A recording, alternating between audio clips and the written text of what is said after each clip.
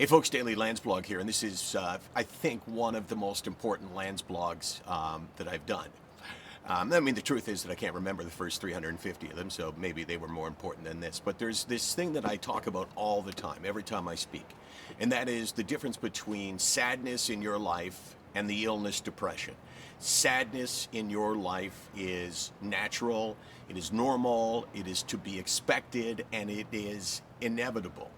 Depression in your life is a specific illness that maybe affects 10% of the population. It is not expected, it is not normal. And how do you distinguish between the two? Well, today I feel really crappy, but I'm not depressed. I'm sad. My mom has Alzheimer's, and it's been a real awakening in the last, just specifically last night.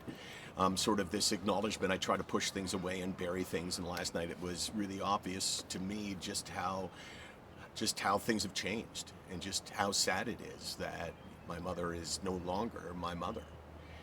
And I think I need to share with you the fact that I'm not depressed, and that I have to distinguish between the two, because if you don't distinguish between the two, then you don't understand depression.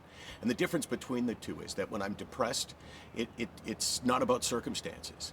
It's not about saying, okay, well, if I removed this, how would you feel? If all of a sudden my mom wasn't sick like this, I wouldn't feel sad. And even today, with my sadness, if something really good happened, I could feel it.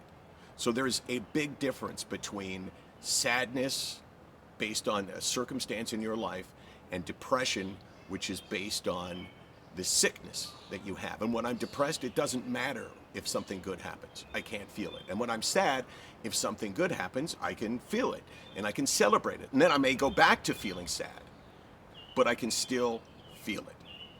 And that's the difference between sadness, the inevitable, and depression, the illness. SickNotWeak.com, 24 hours a day, 364 days a year, because someone's got to say the things that others aren't saying.